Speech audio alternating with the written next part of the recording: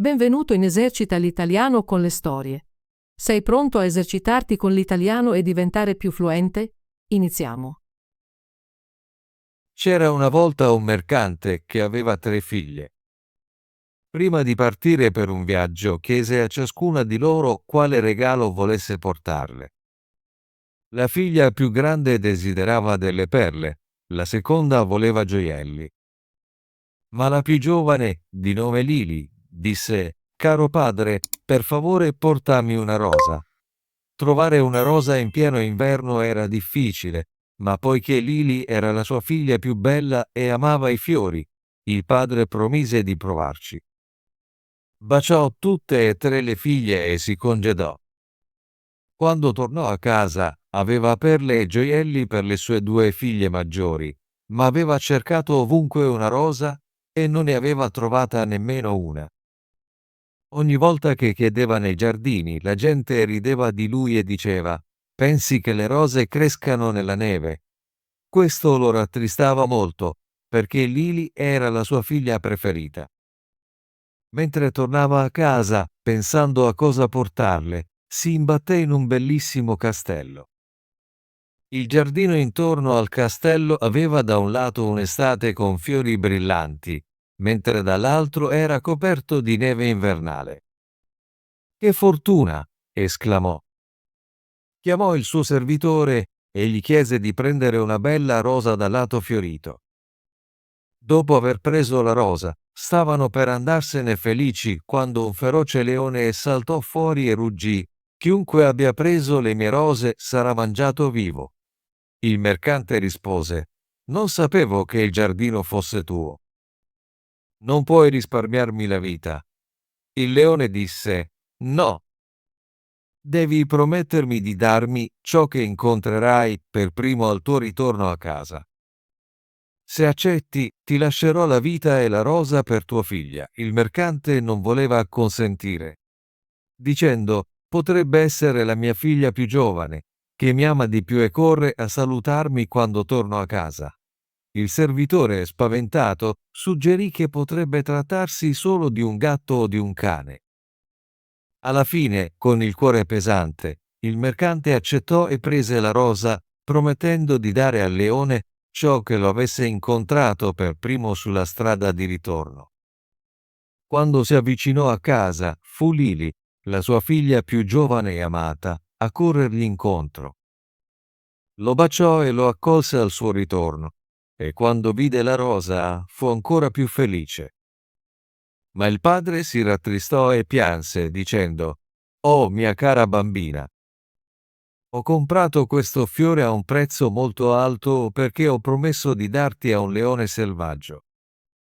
Quando ti avrà, ti strapperà e ti mangerà». Poi le raccontò tutto ciò che era successo e insistette affinché non andasse, qualunque cosa accadesse. Ma Lily lo consolò, dicendo: «Caro padre, devi mantenere la tua promessa». Andrò dal leone e lo calmerò. «Forse mi lascerà tornare a casa sana e salva». La mattina dopo chiese indicazioni e si congedò dal padre, avventurandosi coraggiosamente nei boschi. Il leone era in realtà un principe incantato. Di giorno, lui e la sua corte erano leoni, ma di notte tornavano alle loro vere forme. Quando Lily arrivò al castello, il leone la accolse calorosamente e lei accettò di sposarlo. Fecero una festa di nozze e vissero felici insieme per molto tempo. Il principe poteva essere visto solo di notte quando teneva la corte e ogni mattina lasciava la sua sposa per andare da qualche parte e da solo fino al ritorno della notte. Dopo un po' le disse: «Domani ci sarà una grande festa a casa di tuo padre perché tua sorella maggiore si sposa. Se vuoi, i miei leoni ti porteranno lì».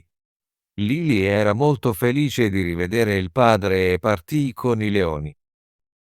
Tutti furono entusiasti di rivederla perché pensavano fosse morta. Lei raccontò quanto fosse felice e rimase fino alla fine della festa. Poi tornò nei boschi. Poco dopo, anche la sua seconda sorella si sposò. Quando a Lily chiesero di partecipare al matrimonio, disse al principe: «Non andrò da sola questa volta, devi venire con me». Ma il principe rifiutò, dicendo che sarebbe stato troppo pericoloso. Se anche solo una piccola luce delle torce lo avesse toccato, l'incanto sarebbe peggiorato, trasformandolo in una colomba, e avrebbe dovuto vagare per il mondo per 7 lunghi anni. Tuttavia, lei continuò a insistere, promettendo di assicurarsi che nessuna luce lo toccasse. Alla fine si accordarono per andare insieme, portando con loro il loro piccolo bambino. Lei scelse una grande sala con muri spessi per lui, dove rimanere mentre le torce del matrimonio erano accese, ma sfortunatamente nessuno notò una piccola fessura nella porta. Il matrimonio si svolse con grande celebrazione, ma mentre gli ospiti tornavano dalla chiesa e le torce passavano davanti alla sala, un raggio di luce colpì il principe. In un istante svanì e quando Lily entrò per cercarlo, trovò solo una bianca colomba. La colomba disse: «Devo volare per la terra per 7 anni, ma lascerò una piuma bianca di tanto in tanto per mostrarti la strada. Seguendola potresti trovarmi e liberarmi». Detto ciò, la colomba volò via e la povera Lily la seguì, tenendo sempre d'occhio le piume bianche che la guidavano. Viaggiò per il mondo per 7 anni senza fermarsi o guardare indietro. Un giorno si rese conto di aver perso la piuma bianca e non riusciva a vedere la colomba da nessuna parte. Ora, pensò, nessun aiuto da parte di nessuno potrà salvarmi. Andò al sole e chiese: «Tu brilli ovunque. Sulle colline e nelle valli, hai visto la mia colomba bianca?» Il sole rispose: «No, ma ti darò una scatola. Aprila quando hai veramente bisogno di aiuto». Grata, continuò il suo viaggio fino a quando non giunse la sera. Allora chiamò la luna, dicendo: «Tu brilli durante la notte, sopra campi e foreste. Hai visto la mia colomba bianca?» La luna rispose: «No, ma non posso aiutarti, ma ti darò un uovo. Rompilo quando avrai bisogno». Ringraziando la luna, proseguì fino a quando non soffiò il vento notturno. Alzò la voce verso di esso, chiedendo: «Tu soffii attraverso ogni albero e sotto ogni foglia. Hai visto la mia colomba bianca?» Il vento notturno rispose: «No, ma chiederò ad altri 3 venti.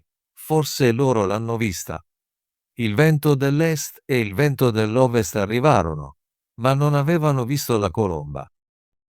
Tuttavia, il vento del sud disse: «Ho visto la colomba bianca». È fuggita al Mar Rosso ed è tornata a essere un leone perché i 7 anni sono finiti.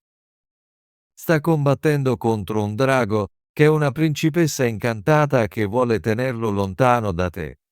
Poi il vento notturno consigliò: «Vai al Mar Rosso. Sulla riva destra ci sono molti bastoni con tali e quando arrivi all'11° spezzalo e colpisci il drago con esso. Allora il leone vincerà e entrambi torneranno alle loro vere forme. Cerca un grifone, una creatura simile a un uccello presso il Mar Rosso, e salta sulla sua schiena con il tuo amato in fretta, e ti porterà a casa. Ti darò anche questa noce. Quando sarai a metà strada, gettala e un alto albero di noci crescerà dal mare per far riposare il grifone. Se dimentichi la noce, entrambi cadrete in acqua».